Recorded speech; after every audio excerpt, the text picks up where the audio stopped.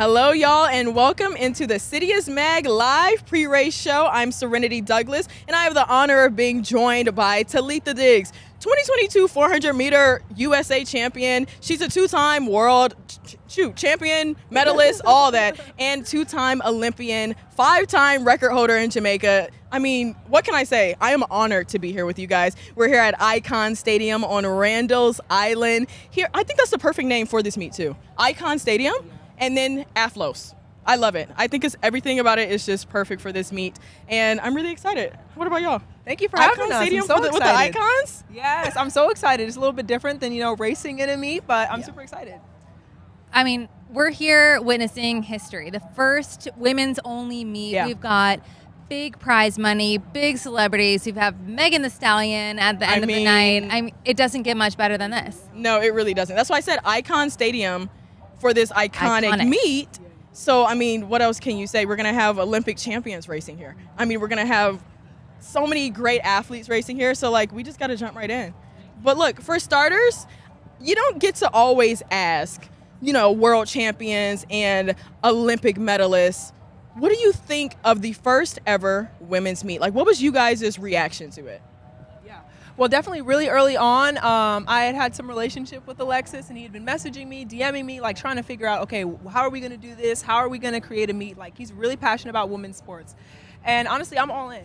I think women's voice in general is always really important. And I think that bringing them to the forefront of the conversation is going to be important for the young people that we're going to inspire. And then honestly, just really shining a light on the amazing things that we do. So I'm super excited to watch the girls compete, but I'm also it's really just a celebration of women's sports. Yeah. So yeah, it's going to be a great race. Yeah, it is. Track and field is interesting because we are actually on the forefront of equity, gender equity in sport. We have we compete at the same meets. We're getting the same spotlight. We have equal prize money with World Athletics at major championships. That's unique in itself. But what makes track even more special is that the female athletes are the stars. Yeah. And when you think of the glitz and the glam of track and field, you're thinking of the biggest names being female athletes. It's really an exciting time to be part of women's track. Yeah. To be in this moment. And I don't know if you can hear that, but we've got little girls just absolutely screaming in the background. The hype of this meet is so fun. It's unlike anything I've ever been to. Yeah, and I just think that what I've been seeing from a lot of the athletes, I saw a Navia Battle already tweet, and you were talking about Corey McGee earlier. These athletes feel like queens here. So it's not just a track meet. Since this is the final meet, and like you said, Megan Thee Stallion is going to be performing, they're trying to make them feel good, about it. It's not just the fan experience, but it's the athlete experience too. And both of you guys can attest to that at the fact that, you go to track meets. I saw Gabby tweeted back in I think last year, she was you leave these meets in debt. But now, you're leaving these meets feeling wow, they really enjoyed having me here now. So I mean, you guys can talk from you guys' experience of just the shift. Especially you, Aisha, you are a vet in this sport at this point. So to see the shift in women's sports go from oh, okay, what's your name? What lane are you in? To now roll out the red carpet. They have freaking paparazzi out here to make you guys feel like celebrities. Yeah. I mean, I'll date myself. I was a professional runner for 12 years.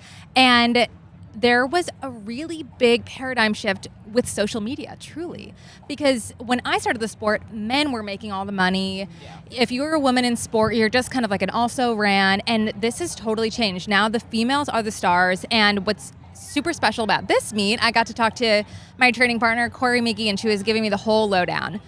When you're a track athlete, this is your life. We don't have really an off season. You're training all the time. You put in so much effort, so much time. You're not paid very well. And you go to a meet and it's like they're doing you a favor. It's oh, you should be lucky to come here and compete, find your way from the airport, figure it out. No. At Athlos, these women are taken care of everybody is a gold medalist. There's car service from the airport. They're getting to a beautiful hotel where their room is set up with amazing outfits from Calvin Klein and skincare from Win Beauty and CeraVe and products from Therabody. They are taken care of in the way that they should be. Corey put it best, and she said, Athlos is meeting the energy that we come to the meet with. Ooh. We are coming to dominate, and they're coming with that same positivity of you are here, you deserve to be here, and you are the star of the show. Oh, I like that. Yeah. Coming with the energy that the athletes already come with. Yeah. I mean, Talitha, you just retired, Aisha, but Talitha, you are still in this, really heavily in this. Yeah. So, I mean, what has your experience been? I mean, you just went pro. It feels like yesterday. So. I mean, obviously I'm new to the sport in terms of the professional scene, and then my family and my mother's been in the sport for a long time, and even just seeing the changes from her time to, my aunt's time period where, they had more opportunities, more meets, just more pay in general. Like my mother told me her first contract, it was like, I was like, Mom, how did you even do it? Like, how did you even compete? How much was it? It was like it was something like $4-5 grand. It might have been $7 grand. It was something like for the whole year. And so, but even just to start, but that's her coming out as like one of the best in the time period. And so just seeing the changes of how like everything has been, just being altered and just how much support and love that the women's sports are getting. And so I'm personally excited just because we have so many different opportunities. There's a lot of different leagues coming out. And now this is actually our first time to see like, okay, how is this one going to go? How are they running it? And they're really setting the standard. What Alexis has done, what Athlos has done, it has been a phenomenal production thus far, just seeing it, and they're really just setting the standard for how women's sports are going to continue and how we should be treated. Like Corey said, this is what we do. We practice, we train every day, we come to meets, and now we're being appreciated for what we do. And I think that it's just going to continue, and I'm excited to see how everyone else adapts to it too. Yeah, I agree. And if anybody doesn't know, Alexis Ohanian is Serena Williams' husband. That has to be on his resume for First starters. and foremost. But you guys, without him being Serena Williams' husband, even though that is a stat in itself, he is the CEO of Reddit, the co-founder of Reddit. So, I mean, for him to come together and put together Athlos and think like, I'm watching track and field. There are so many storylines here. Gabby Thomas is out here whooping everybody's butt. Why aren't people watching this? Yeah. He's over here, and this is a businessman. He's an entrepreneur. So for him to be like, well, where is everybody? Yeah. I mean, that's embarrassing. I mean, for him to see that, like, we have all of these storylines, great athletes, and there's nobody out here to see it. There's no, TV deals for it. There's no commercials for it. There's no T-shirts for it. Like, we need to be blowing up like Caitlin Clark has been blowing up. And I think that has started to happen now, like these past couple of years, for sure. I mean, now the normal person on the street will know who Sha'Carri Richardson is. I have met plenty of people who know who you guys are. So it's like, wow, like y'all are speaking my language? Y'all know track just a little bit? It definitely, I love it. Yeah. I love to see it. So, first of its kind. Yeah. Women's meet.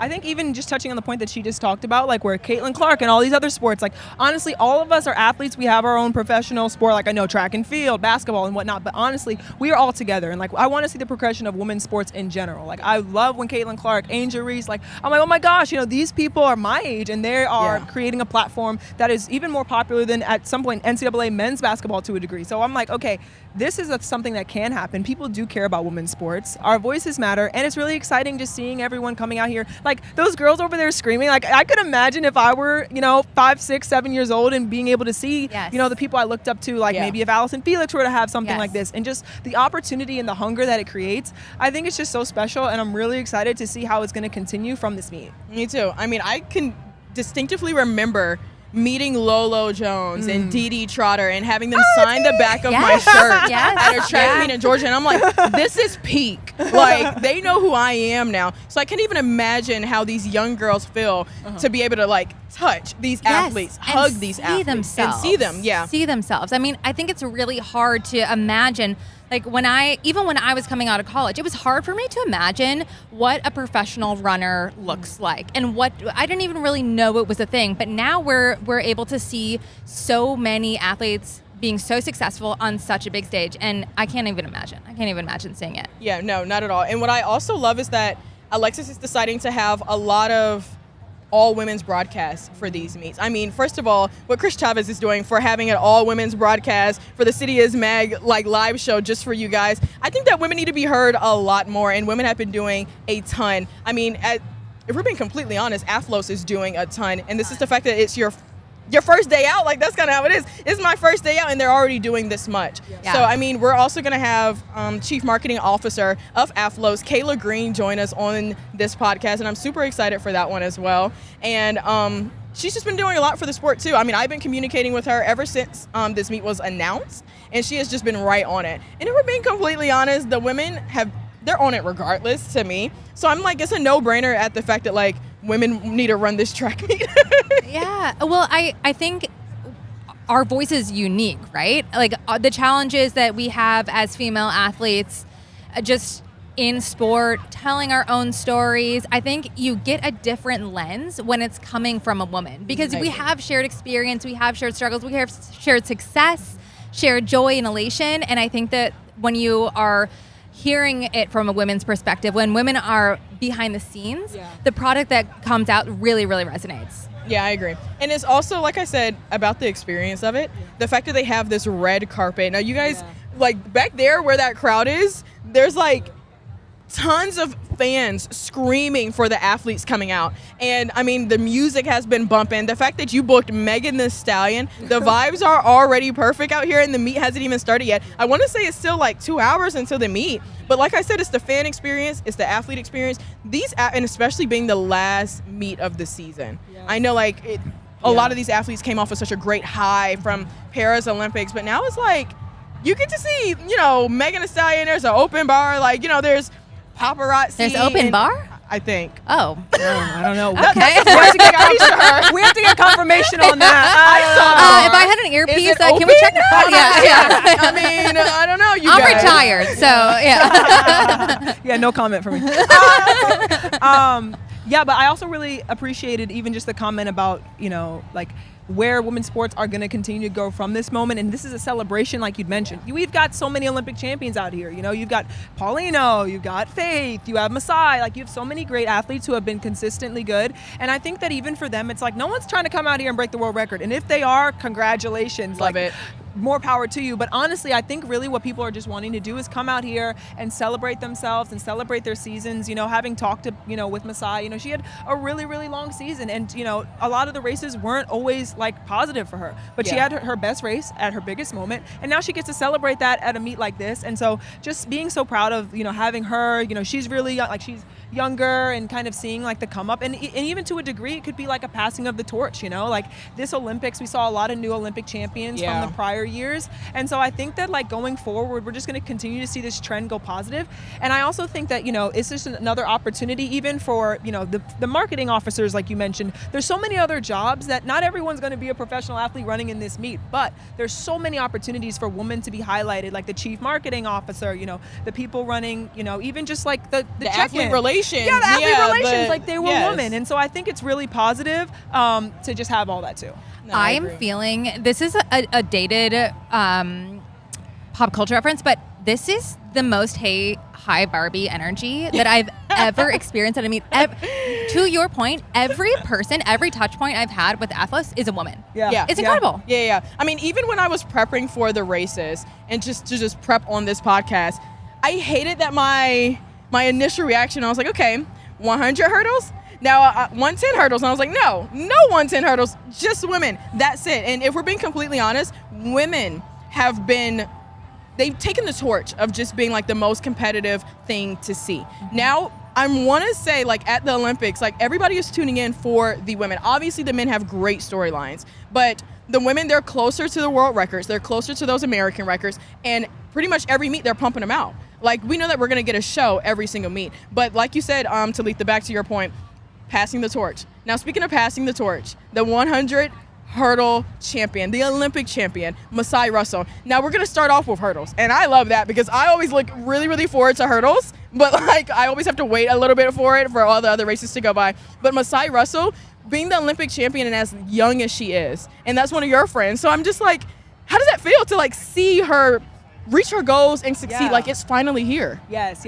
I mean, honestly, Masai and I have become really close this year just because we were rooming with each other at indoor worlds, and just kind of having the opportunity to just get closer to her and see how her faith has come out. She has such a great support system between, you know, Robbie, her mother, her father, and her siblings. She has just so many great people around her. And so I think even that aspect is really important. I think it's important in sports in general, but I really think for women's sports, just having that support system, and, you know, this is another example of this support system. Like, Athlos really is another level of support. And so I think, for Masai, like, she's had an amazing season. You know, she won the big meets. She won USA. She ran 12.2, you know, and she just peaked at the right time. And I think that, you know, it even goes to a testament of, like, okay, this year you don't have to run fast every single race, but the races that you run fast have to be really important. So she did that, and I'm looking forward to seeing how she competes again. And she has some great competitions, Rennie. I mean, you know, she's going up against Jasmine Camacho-Quinn and a bunch of other, No, literally. I mean, she's going up against another Olympic champion. And that's what I've really enjoyed about the hurdles this year. It's the fact that these ladies constantly, when I interview them, they're like, we're not scared to race against each other. I love at that. all. The women's hurdles, they're going to line up. Yes. They're going to have the Olympic champion. You're going to have the previous world record holder at Kenny Harrison. You're going to have the new world record holder, Toby Amusin. And you're going to have, like, the most recent Olympic champion now. So I just think that that's absolutely amazing at the fact that, like, you're going to get the lineup every single time. But we have a very special guest going to join us. Is Kayla Green for Athlos. She's the Chief Marketing Officer. And first of all, the outfit is real cute, Kayla. As we bring you in, take a seat. Thank you. We have been boosting you. You're so sweet.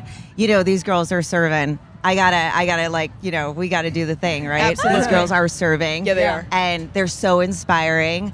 You all are inspiring. We are so excited about what we're doing tonight. This is history. Yeah. Don't you feel it? No, Yes. it Yes. is. Isn't Now, it? speaking of that, like, take us back to where it started, Kayla. Because where did this idea come from Alexis? Yeah. So, Alexis is someone who lives on the internet. We know this. He's ex-Reddit, right? Former founder of Reddit. Now turned, VC. He was the lead investor, founding investor in Angel City Football Club. I actually happened to work for him, and I named that thing. Yes. Okay. Yeah. CMO of Angel City for 2 years. So Okay. we built that thing together. Great. And even back in 2019, he saw the empty space. He saw, how come no one's investing in this thing? These women are amazing. They only get the attention during a Women's World Cup year or during the Olympics, and yet then they fade into the background. And these women are absolutely incredible. And that kicked off the tweet in 2019 where he was like, if I were to, invest in women's soccer, what would I do? Who would know anything? And Alex Morgan comes right back over and is like, I think I know a few people who can help you with that. And so he really saw that opportunity with women's soccer, and he continues to do that. And so, last year he's like on the Track Spice and the Track Twitter, and he's seeing all of you girls, and he's seeing CITIUS, and he's saying, there's something here. But why is the attention only once every 4 years? We need this to be not once every 4 years, but all the time. And these women have incredible followings. Not only do they have incredible followings, they've got great stories. And so you've got the rivalries, you've got the redemption stories, you've got the breakthrough new talent, right? Yeah. You were talking about Sai. And I think he saw all of this and was like, it's more than just the eyeballs on a screen. Because when we think about this path to equity for female athletes or underrepresented athletes, so much of it is the media, and it's the media equity. And that's not just tuning in, because that is an antiquated metric. We all know that. CITIUS knows that. You know that. You are using your voices every day beyond just that tune in and that rating. And as we start to think about new metrics to value these women, that's when the brands come. That's when the sponsors come. That's when we get to do this more. And we get to do it with World Athletics, and we fit into their schedule. We get to bring more fans into this sport. And I think, for Alexis, it was like this whole idea that, okay, the track community, they love this. But how do I broaden the fans? Yeah. How do I bring more appeal to this sport beyond just that core track fan who goes to Eugene every year, right? Yeah. And they're following, and they know all the girls, and they know the stories. And so it was this idea of the crossover of two universal passions, sport and music. We all love it. We're obsessed as humans with speed, right?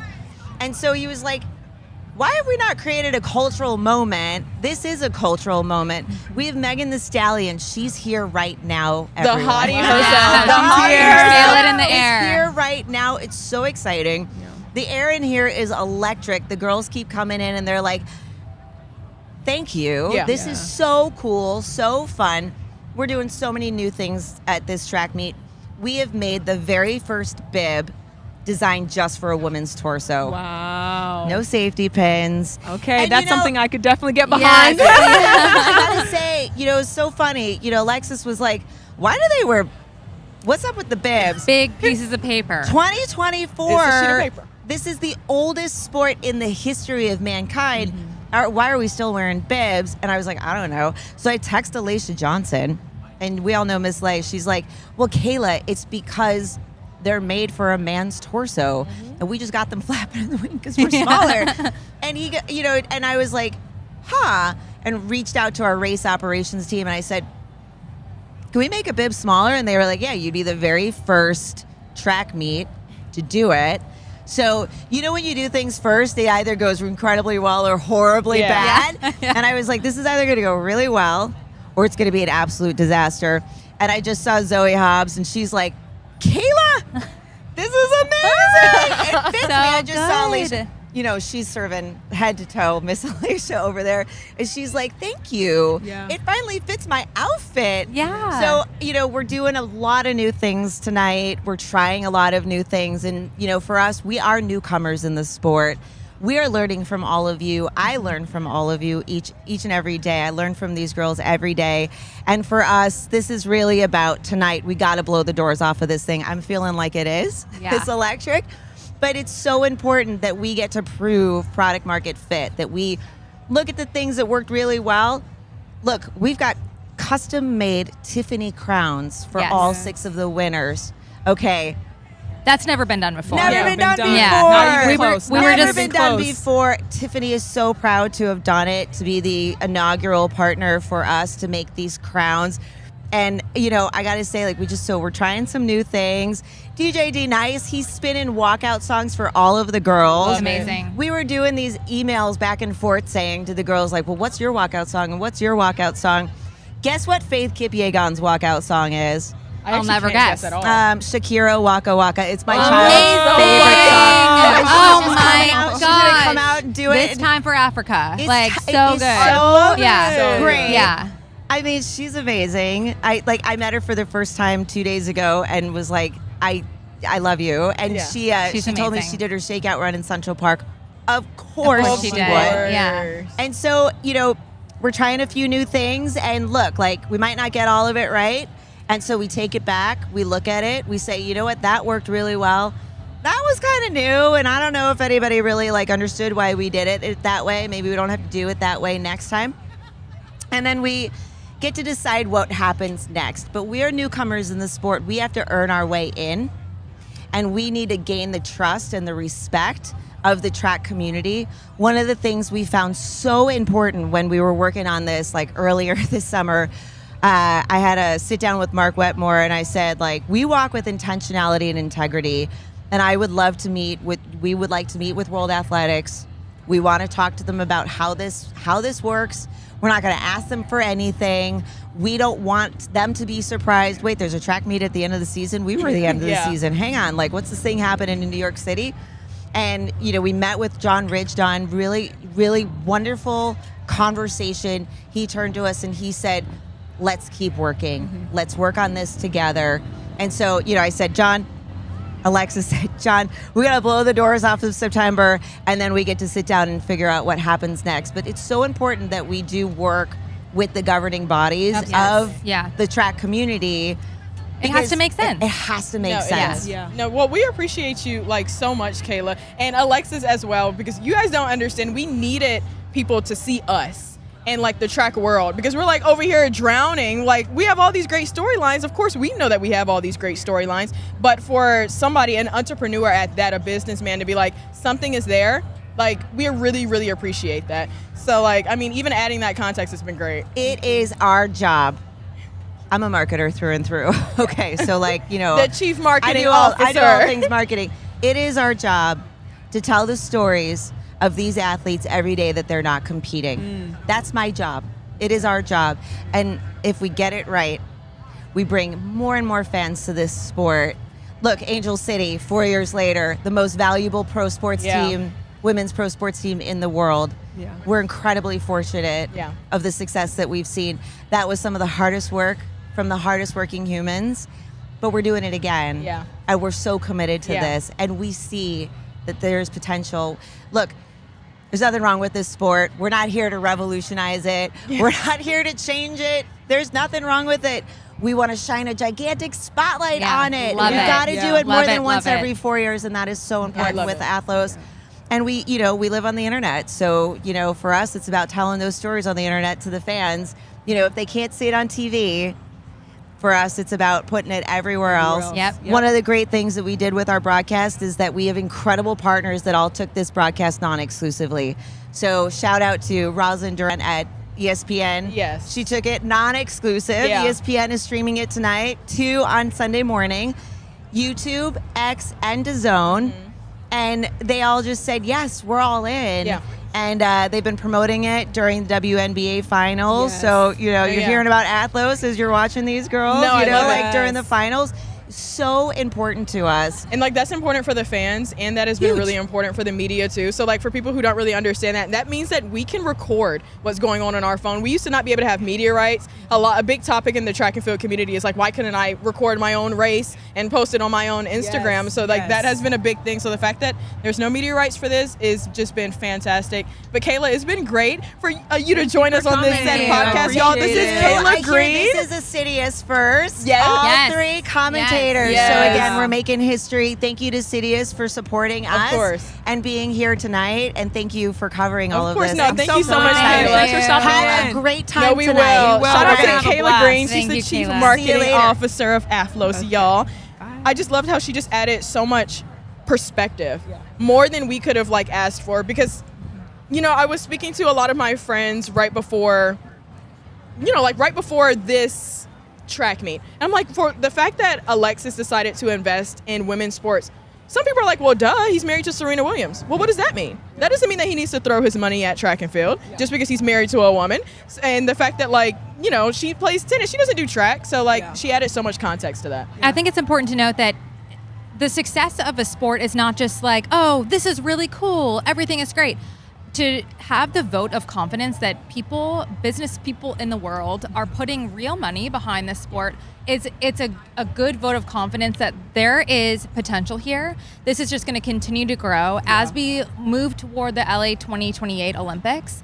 We saw the success, and we are physically putting our money where our mouth is, that this will be successful and we can continue to grow this sport. I agree. 100%. Right, y'all? Yeah. No, I'm really excited for that. And I want to talk. Is it? Oh yeah, Yeah, I was so gonna talk back about to the the hurdles. track. I Okay, was we've been about to talking say. about. Let's Yeah, talk I was about about to say, track. I was Let's like, talk about some coming track. into, Yeah, let's. That's what I was about to say. What are Let's we talk gonna about see? the hurdles. So let's talk about the Masai hurdles. Russell. We Yeah, have we the talked Olympic about Sai. champion, y'all. I just cannot even believe that that's coming out of my mouth. Masai Russell Masai has won Russell, the Olympic Olympics. champ. Not because she's not fast, but just because she's just so young. And the torch has officially been passed. 12:25. We also have Lele as well. And take a look down at the bottom. That's Jasmine Camacho-Quinn. She is the former Olympic. Oh, never former, never past. Never former. She is the Olympic champion. In 2021. Yes. Jasmine Camacho-Quinn. This is stacked. Talitha, what do you see? Yeah, so I want to even talk about Danielle Williams. I mean, she was a Absolutely. world champion from Yeah. last year. Look at her PRs, you look at her times. Alicia Johnson, Charisma Taylor, Jasmine Camacho, and Tania Marshall. I mean, all of these ladies have put great races. They've had super formidable times, and I mean, they're just consistent. I think that it's important to even just look at you've got 1, 2, 3, 4, 5. We have 5 ladies under 12.4. Exactly. And honestly, this race can be won by any single one of them. Yeah. You also have to look at the diversity of the sponsorships here. Like, it's just important that every single different athlete is represented in different ways. You've got so many different countries being represented. You have the islands. The Jamaican USA rivalry lives on in every race. It's for real. And so just to see these girls and know, Alicia had an amazing season as well, making did. the team. She didn't compete how she wanted to in Paris, but I mean, at the end of the day, she made the team. She competed well throughout the whole season, and she's been consistent too. So Yeah, and it's I'm about the excited for experience. that. And then also on Tania Marshall, I mean, she's been in like every Diamond League race. She Every time I'm like, has. girl, Yeah. you're here, Like, yeah. you're here, Yeah. and she's placing. So honestly, for her to try and finish her season off with like a win, I could see her trying to go out there and really get it done. So She's got the race reps in. No, She's she certainly does. ready. And what I Yeah. love is that they're all different hurdlers. And I don't think people really realize that. They only think that, there's different strategies when it comes to the 400 or when it comes to the 8 and longer distance. No, hurdles are different too.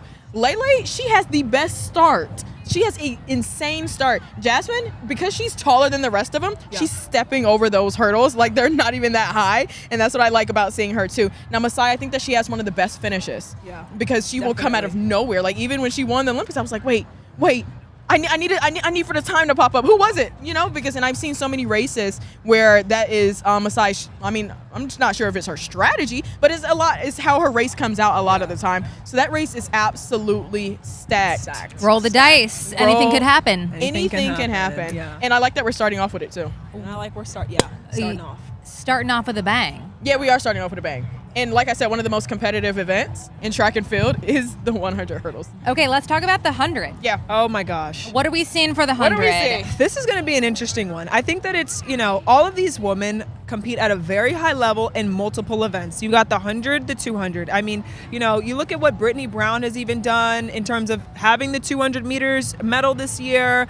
She's been coming out Diamond League champion. She's been super, super consistent. Mm-hmm. But here she's like, okay, I'm going to run the 100 as well. And I'm going to come down and the 200. She's going to get that back. Yeah. She's going to run. She's going to get some money today. Yeah. So congratulations, Brittany Brown, ahead of time for what you're about to get. I like that you said she's going to get some money. She's going to get some money today. Because the purse, I like that in golf they say the purse. The purse is $60K if you win. $60K. For the win. You can come out here and get dead last. Yeah. And if you're last, you're making $2,500 bucks. Yeah. You're walking away with something. So yeah, like you said, she's coming out here to get some money. $60,000 for first, $25,000 for second, $10,000 for third, $8,000 for fourth, $5,000 for fifth, and $2,500 for sixth. So everybody is walking away with something. And that's increase. That's put pressure on World Athletics, just going ahead and increasing the prize purse for the Diamond League. I think we're going to see this trend that like you're showing up to race, you are coming to compete, and we're going to pay you according to the time that you put in to be here. Yeah, I think it's even important to just know how,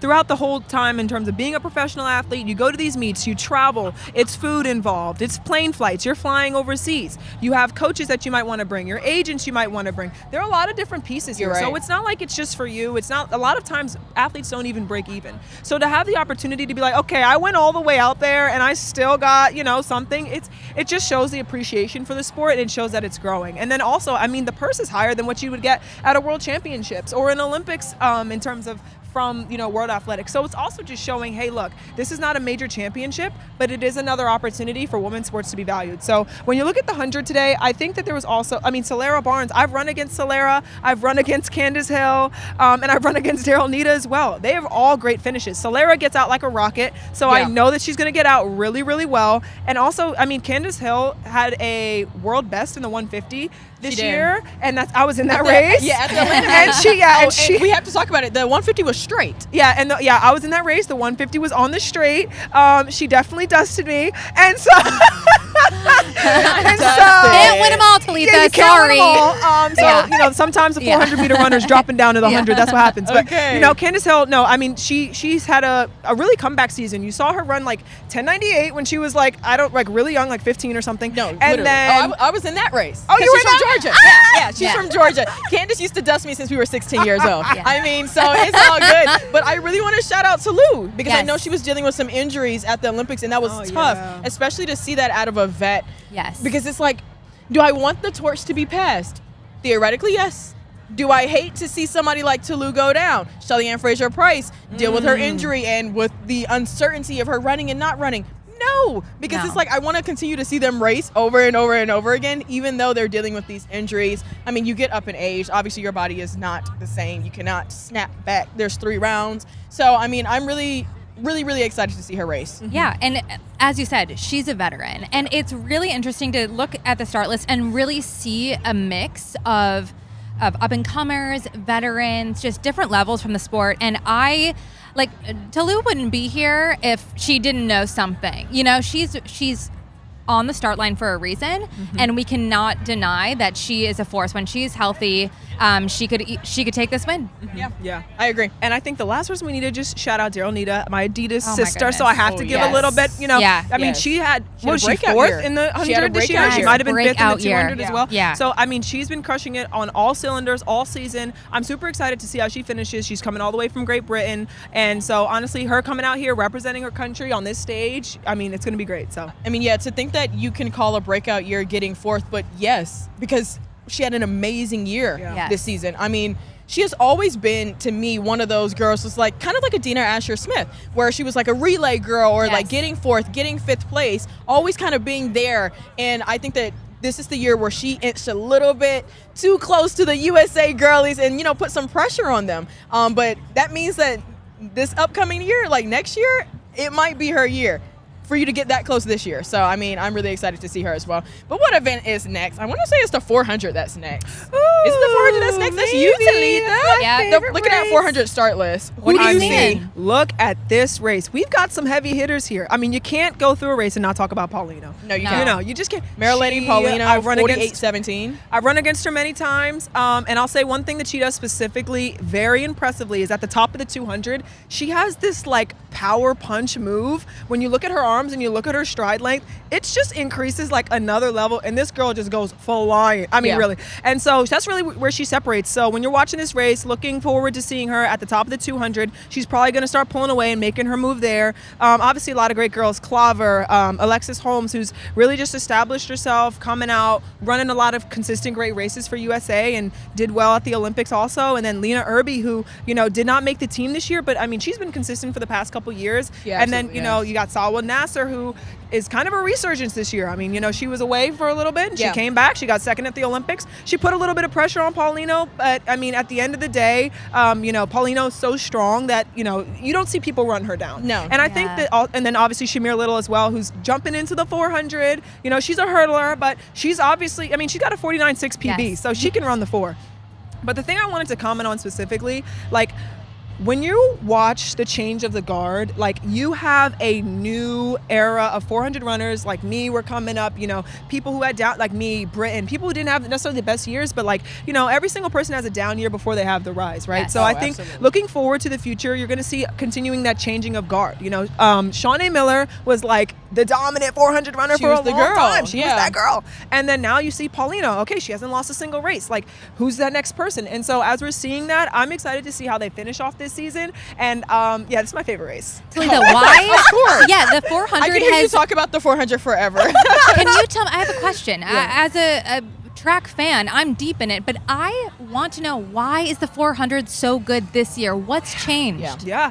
I mean, to be honest with you, I think it's just the athletes. I think it's just, you know, the training. I think there's just been some changes from that perspective. But even more, I really just think that when someone does something, when someone puts a time out there, it sets the standard. So, like, for agree. example, in college, you know, people weren't really running 49 seconds. Like, No. when I ran 49 seconds in college, I think that I was maybe one of 4. Yes. The Mhm. next Yeah, year, it was like the Kendo you Ellis, had- a thing, Mo. Like, yeah, the next year we've got 5 people doing it, and then now you've got 4 Right. people doing it. So when someone breaks a barrier, I think that you just see the trend, like, okay, we can do this, you know. And so I think it's the same thing now. You got girls, you know, Shawnee Miller ran 48. You know, Paulino dropped in that 48 zone. You know, you've got the Polish Natalia who also dropped the 48. Yeah. And so you see these people, and now it's like, okay, we can do this. And, you know, that's even where I'm at, where I'm like, you know what, let's go 48, 47, whatever it is, let's get it done. I love and it. let's push Yeah. this sport forward. no, I think that that is an amazing point. And I think that maybe it's human nature. Well, once you see that somebody else can do it, it's like, oh, maybe we could do it too. Exactly. It's like you see it, so it's like, okay, well, let me go do it too.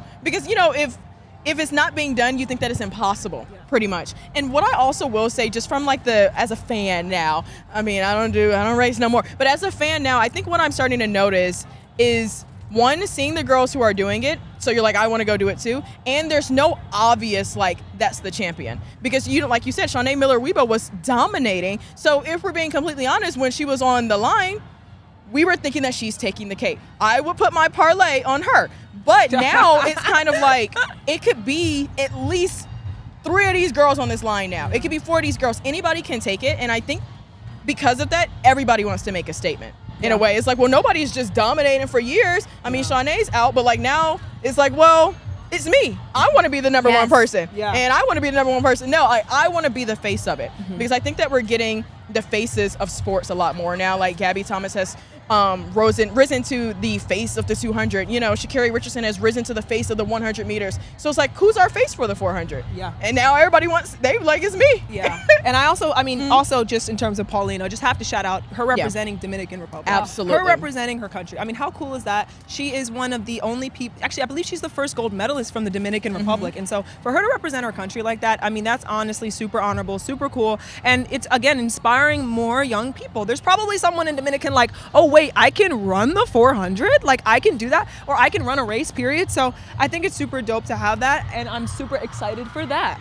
I mean, and the fact that We are still out here at Athlos, representing CITIUS MAG. Shout out to Chris Chavez. But representing CITIUS MAG, the live pre-race show, the man, the myth, the legend, the man of the hour, Alexis Ohanian, the man who created Athlos, first of all, who decided to say, hey, I want to represent track and field and I want to invest in track and field, has been absolutely amazing. And like we said, for his resume, well, he is the husband of Serena Williams. Yeah. The most decorated tennis player in the world, and she is up there in stats of like one of the most decorated women in sports at all. So like just the fact that we're finally getting this is insane. And what I liked about talking with Kayla is like the fact that what we were saying with Kayla is that he didn't have to invest in track. Yeah. Everybody thinks that he had to. Well, he's married to Serena Williams. Of course he loves women's sports. Says who? Yeah. There's plenty of people married to athletes. So we're going to have Alexis joining the show pretty soon here as he comes in here. Here the he man is. of the hour. Welcome, the hour of the hour. Hello. Hello. Hello, Now ladies. we need to know, how do you Yes. pronounce your last name? Oh, you know Because what? I've heard so many different pronunciations. So the Armenian, I appreciate you asking, but honestly, I don't mind. As long as you're saying my name, I'm happy. The Armenians would say it's like Ohanian, but I don't even say, I say Ohanian.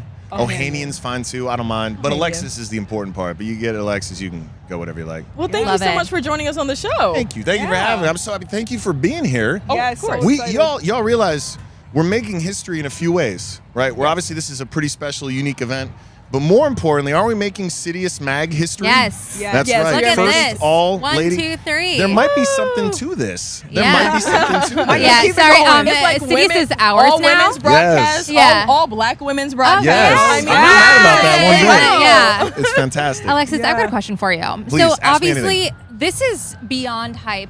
I am already measuring this as a success, but you're a Wow. businessman. So please, can you Okay. give me some KPIs? Like, what are we looking for? How are you going to measure success at Athlos? Hit me with the key Love it. No, I performance love that. indicators. Yeah. That's great. All right. Put this him on is the becoming spot. a business show.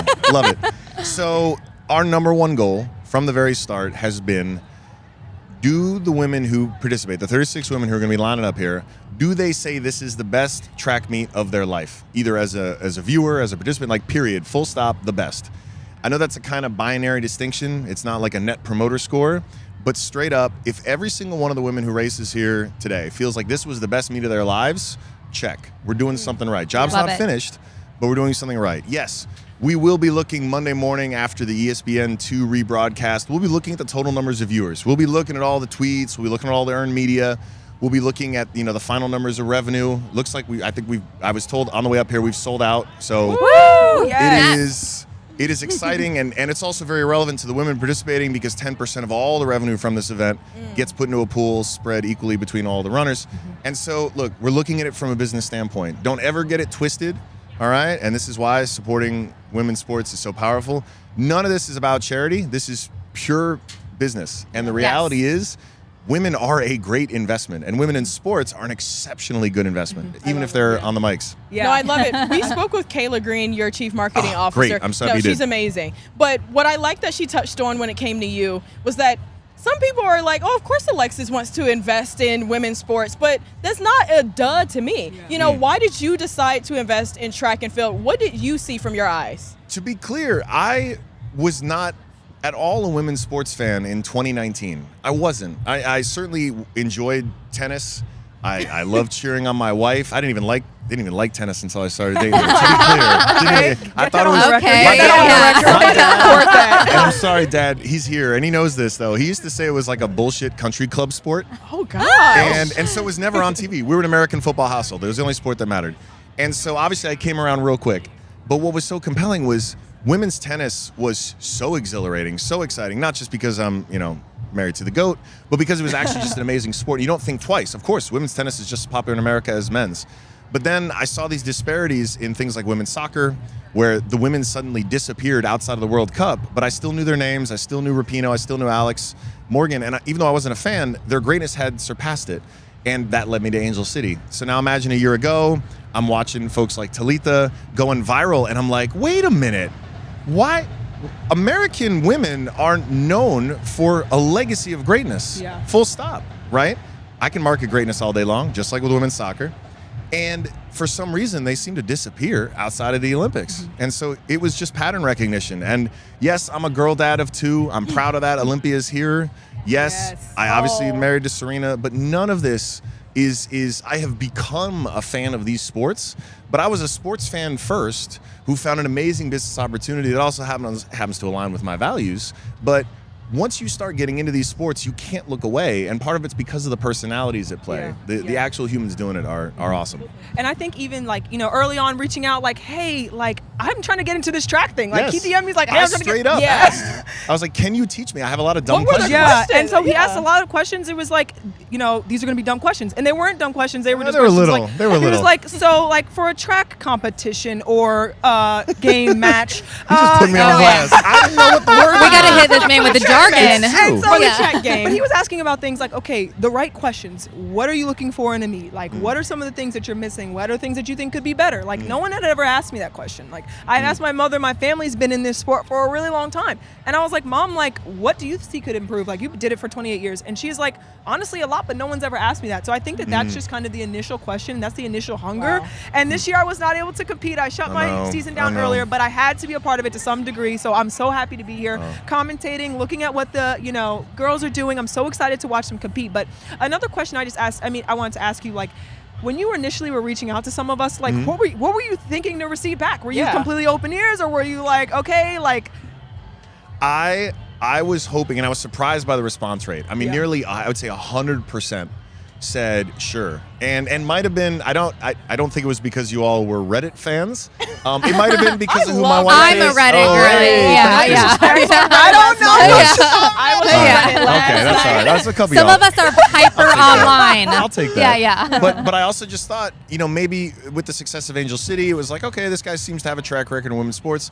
But I think the reality is, and this is slightly depressing, but your experience of just no one ever asked me, and your mom's experience of just no one ever asked me, I think that's the storyline for a lot of women's sports professionally.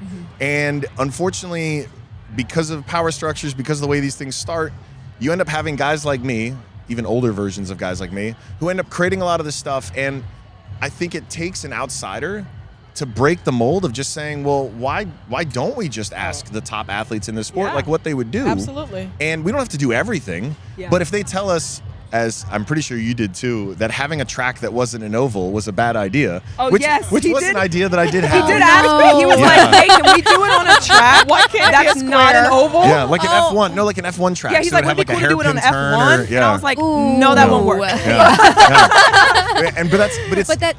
helpful to ask. Don't do that. Yeah. But then it's, hey, what if we double the top prize you could win at the end of a season and make it for one race? And now everyone says, yeah. Wow. Now, if you can bring us in on it, what has been the biggest pushback that you may have gotten from investors, fans, maybe even some of the athletes, where you're like, how about I just, besides that, can a track not be an oval? What was something else? So the athletes, 110%, incredibly supportive. I feel like a mini celebrity. The first time I went to Eugene. Celebrity. Well, okay, I'm not a celebrity in the track world, right? And yet, when I went to my first event, the qualifiers in Eugene, I had so many people that were so excited to just say hi, take a photo, and talk because of announcing this. Yeah. And that made me think, okay, well, I think I'm doing something right if they're excited to talk and give me their opinion. And frankly, the track community has been amazing. One of the reasons I got interested in the sport is because the online, I'm the Reddit guy. I have a spidey sense for deeply passionate communities that may not feel like they're billions of people, but have such a fervor and a passion and a meme culture and all this stuff. And you don't have to spend much time on TikTok, Instagram, Twitter to see that track community. And I'm like, even when they have criticism, it's so incredibly helpful. And that was one of the reasons, why do you think we have the broadcast deal we have? It's because so many track fans in the comments were like, we need access. It's a global sport. Don't make us pay an arm and a leg to watch it. So great. YouTube, Twitter, DAZN, ESPN Plus. You have no excuse not to be able to watch Athlos. Yeah, I agree. I have one last question for you. Please. Are the girls running track? Or are they playing tennis? Olympia literally just ran the 100 here. Perfect. We had it on tape. And we missed it. No, we got it on tape. Though. Okay, I was about to say, why did they announce this? it? This was unofficial time. It was unofficial time. She had such a good time doing it. She wants to run it again after the event. She said she's got to stretch a little bit. Okay. Yeah, I talked her through a little strategy. Yeah. Talitha, maybe you could go work on the starts. You could just I get can in help with there. the start. She didn't even use the blocks. I was like, you sure you don't want to try? She was like, I don't There's need so that, much left Papa. there. There's so much I was left. like, all right, Yeah. she didn't need it. Well, we're looking forward Explosive to start. it. Man, Yeah. we're looking forward to it. We're going to be looking out for her in 10 years, maybe. Hey, I you know mean, what? look. Whatever that little girl wants to do, as long as she puts her mind to it, she'll be great. And if it's track, awesome. love it. And then hopefully, it would be kind of poetic to have her racing in Athlos in the future. That would be Oh, amazing. That so would be the future iconic. Athlos is on the table. This isn't just a one and done. Oh, for sure. I don't half-ass anything. There's a reason I didn't retire 4 years ago. There was Love a it. reason I started 776. It's because I wanted to put all of my effort, resources, and energy into building dope shit and doing it with exceptional people. And I'm lucky to have an amazing team here. You talk to Yeah. Kayla. My partner Chris was the other pillar of pulling this off. And so if we're gonna do anything, we're doing it to matter, right? Seeing the effect. I mean, this sport, I'll tell you, before I got off stage at the Business of Women's Sports Summit announcing Athlos with Gabby, every single woman, coach, trainer, every person I talked to in the sport said, no one is investing anything. It's so awesome you're doing it. Literally, as I'm getting off stage, I read about an announcement that now all of a sudden there are investor dollars ready to start investing in the sport. And a month later, we see the Diamond League increasing their fee. And I'm just like, All wow. of a sudden. One little ripple, and you start seeing this chain reaction. And all it does is make me hungrier. Because now I'm like, if that's all an announcement did, just wait until folks see this. Yeah. Just wait until people experience this. Let's keep pushing this further. And you all are competitors, you know. Like, that brings out the best in everyone. And so, no, we'll absolutely, I want to make Athlos one of the best New York sporting events of the year, period. I want you to put that time on your calendar and say, I need to be a part of this if I can get a ticket, because this is excellence. It's cultural excellence, it's athletic excellence. And if you can win in New York City, you can do it anywhere. That's it. Yes. You can That's do done. it That is anywhere. That You is can so win true. anywhere. And so then it begs the question, do you do it other places? It's an interesting All right. question. Open We ended love it. question. We Started love something. it. One day at a Alexis, time. thank you so much Thank for you. even Yeah. showing Thank up you, and ladies. showing, Of course. showing up for track and field, because we Hey. need a lot more people like you to show up and to press everybody else's Yeah. hand. We've been seeing the ripple effect. I love it, and I love to see it. And you know what? I like I said, I don't do anything to come in second. And so I love the Okay. fact that we're seeing so much more energy, so much more excitement. And I think you're going to find, based on friends of mine who have RSVP'd tonight, keep your eye on the suites. We have trackside suites. And we've got some really awesome people who are showing up for this event tonight. So, again, I don't know if we're at U.S. Open night match swag yet. We're but coming there. Why not? Yeah. I mean, On you the saw way. those Tiffany crowns. Like, Yes. there's going to be a lot of very excited people, a lot of New Yorkers showing up for this, and a really great night. Well, thank you so Thank much you. for even just sitting down Thank with us you. on the little Thank you. podcast. Also, now I'm starting to think, CITIUS, why aren't these ladies just doing this for every event? Pray tell. You know, right? Alexis, we're trying to figure Right. that out too. Most times I'm running, so Yeah. not to leave No, I'm telling you, come right off that track, get that mic, let's go. yeah. Okay, guys, exhausted. how are Yeah. Yeah. And here's the race breakdown. Yeah. Yeah. No, but thank you so much for joining us on This the is CITIUS great. Mag Thank live you. pre-show Thank you. podcast. Thank you so much. Thanks, everybody. It's been great with Alexis up here, you guys. This is Thank you. amazing.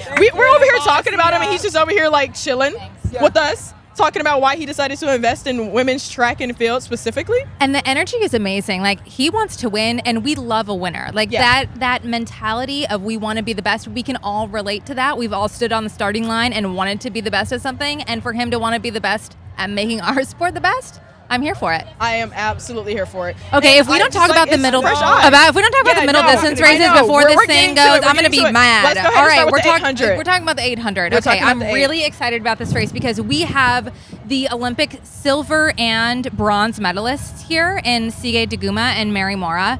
But let's not forget Natoya Gould. Look at these personal bests we have up on the screen. We've got Natoya. She's run 1:55.96.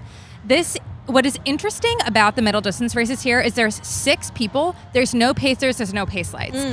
Middle Love distance that. is really driven by pacers, by pace lights in regular season meets. So what we're going to see is championship style racing, which is my absolute favorite. We are going to see tactics. We are going to see a lot of women with different skills going head to head. I'm predicting that we'll see Natoya Gould take this thing out. She loves to run from the She front. does. Love to see that. Because she can drop a good 400 time.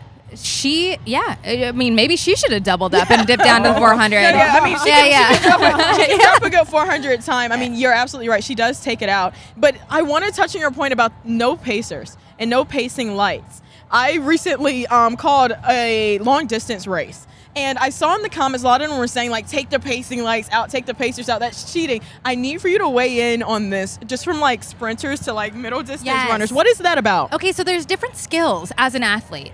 What I call a time trialer is where you have a pacer, you have the pace lights. What you're focused on is running fast. And we're seeing a lot of world records and the middle distances and the distances fall all the time. Yeah. Part of that is the introduction of this new technology with the pace lights. It's this stream of lights around the middle of the track that holds the pace of exactly the optimized splits to run these fast times. We also have the advent of new shoe technology where people are running fast. Yeah. People are racing out of their minds. It's incredible. But when you remove those things, you don't have someone to block the wind. Your brain has to turn on. When you're in a paced race, part of the challenge is you're running fast, but you need to turn your mind off. You need to stay relaxed, and then you wait to hear the bell, and that's when you race. When you're in a non-paced race, the energy is totally different. It's unpredictable. You have to be ready to match moves. Your brain has to be on the entire time because you're in a race scenario. It's not just the last lap that's important. It's every meter around the track. Oh my gosh, you have me excited. Yeah. So what do you think leading to 400? I mean, so I think think we'll we'll see Natoya, I think, go in the front through 400, and then it's going to get really interesting. Sige Daguma, she's the world indoor champion. She was silver in the Olympics. Mary Mora has an incredible last 50. Her last 50, it's like she has a jetpack. So I cannot call the winner of this race. It's going to be very, very interesting to see what happens. I mean, I want to point out Nia Atkins. I mean, she was the USA 800 meter winner. To even make it to the Olympics, and that shocked a lot of people. And I mean, I'm really interested to see what she will do. And she's in transition right now. She's moving training groups. She's looking for a new start, and you know what? $60,000 would do a lot when you're in transition, when you're looking for the next step. So she's probably about that bag. Yeah, I'm excited to see that too, and we have to shout out Addie Wiley because she's a youngster. Yes, you know, she's someone who's. I mean, she runs in the Adidas middle distance spikes, which are actually what I train in. I actually really like the Adidas middle distance spikes, so I'm excited to see how she does. And I mean, so what are you thinking in terms of like the last 100? You thinking Mary Moore? I know you said you're not going to call it, but if you had to say, what are you thinking? Be bold, Miss Girl. Be bold. If I had to say, I'm going to go Natoya Gould. Okay. Here's why. Because she's based in North America. A lot of these women just raced an entire European season. They want to go home. But Natoya Gould, she's back on the soil that she trains in, and she's been racing really, really well all season. Point. I think she's going to win this race. That's a great point. I mean, from athlete to athlete here, I mean, does that matter? To come back on your own soil and do it. I mean, without a doubt. I mean, obviously her heritage is Jamaica, but just in terms of like time change, I'd mentioned I went to compete in a diamond league in China, and it was like a 13-hour flight, and I did it 2 days before the race, and I did end up racing well. I got second too, Paulino.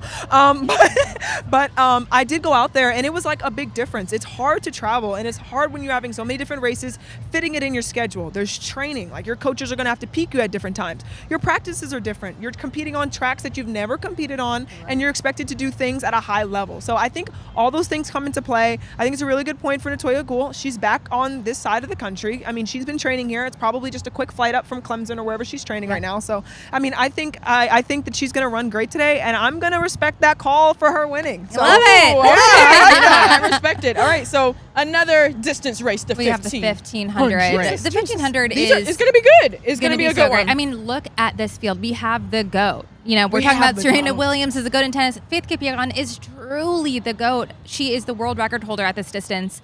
And she's just coming off of another Olympic gold medal. She's a 3-time Olympic gold medalist in this event, the only one. That's unprecedented. So for her to be running in New York is, I mean, the people in this audience, I hope that they understand that the greatness that they're seeing. They're seeing the greatest athlete at her peak. We also have Gudaf Sagai, who in Paris was sort of an agent of chaos in the Olympic final. She was. We have Dariba Wilteji is incredible. Look at the personal best of this race. Just, I mean, 4 years ago, if you were running sub 4 for the 1500, that is good. Now look at this. I mean, the slowest personal best in the field is our girl Corey McGee at 3:57. She PR'd. I mean, I'm not even a Gator, and I'll say go Gators because Corey's energy is infectious. Again, we're not in a paced race.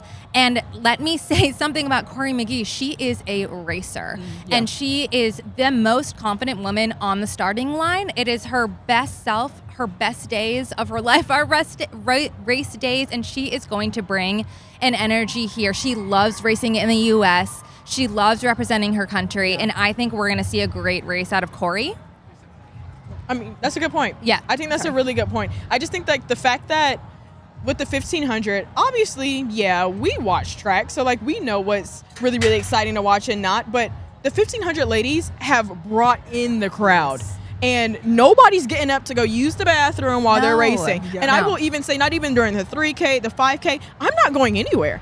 Because these ladies out there, I'm not like, you're going to miss something. And you're right, she was kind of like an agent to like disaster there. Yes. But yeah, I'm going to keep my eyes on Corey as well. What do you think? Oh, okay. Yeah, so I think we're going to see a bit of a repeat of the Paris Olympic final. I can't see a world. I've watched and I've raced Gudolf enough to know that she's probably going to take this thing out faster than it should go.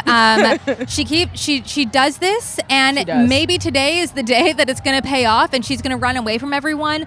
But you kind of can't beat Faith at this point. She's the greatest. Yeah. It's really exciting. The way when I'm racing 1500, the way I think about it is you have 2 laps, you have 300 meters to commit to your plan. You hear the bell, and then you race. And that last lap is going to be electric. You can never predict what's going to happen, but all I know is it's going to be a great race. Yeah. And what are you thinking is going to be the most critical point of this race? I mean, obviously who finishes the line, so we could say the last 50, but in terms of strategy, in terms of how you know about the different athletes, like what are you thinking is going to be the most important part? 500 to go is where a lot of races are made or broken. You are sort of finding your way to where you want to be at the last lap, and a lot of mistakes can happen there, and a lot of great commitments can happen there. You can slide up the field and get right on the back of who you want to beat and be ready to kick them down. So pay attention with 500 to go. Oh, I like that. That is like the point where it's like going into that bell lap, because you can't kick it right when at the bell. No, you're kicking it like you said, 500 to go. And then a slow squeeze until the tape. Okay.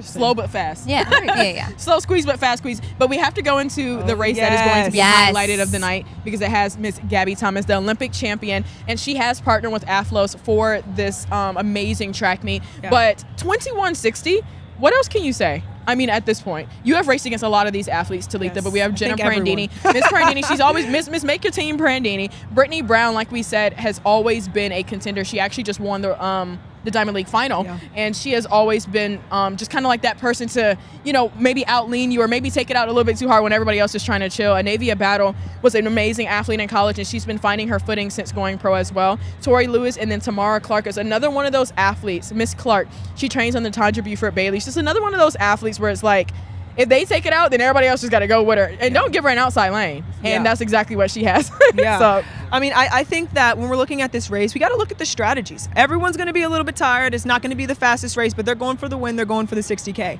Honestly, Brittany Brown has been having an amazing season. She's been running fast at the right times. The way that she runs, she finishes really strong. But when you get to this point in the season, that finish is not always how it was in the beginning. I mean, you don't always have that extra boost. You don't always have that extra jump. So I'm interested to see how she's going to finish. I think Gabby, I mean, she speaks for herself. Olympic champion. She's very versatile. She's great at a lot of different events. So honestly, for her going out here, I think her strategy is just going to be dominated and take it from the beginning. A lot of times, maybe she wants to kick, like at the London Diamond League versus Julian, or like maybe she wants to go from the jump and pass everyone on the turn.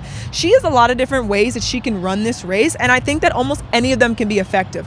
I'm interested to see how everyone else responds to her moves, though. Like, I mean, Anavia, I think they're in the next lane, or maybe Jenna. Yeah, like I think that they're going to be obviously like close to her lane. So I'm wondering, okay, are they going to key off of Gabby or go on and run their own race? That's a great point. I think the key for Anavia is really just, she's had a great season too. She's been getting consistently high places at the Diamond Leagues.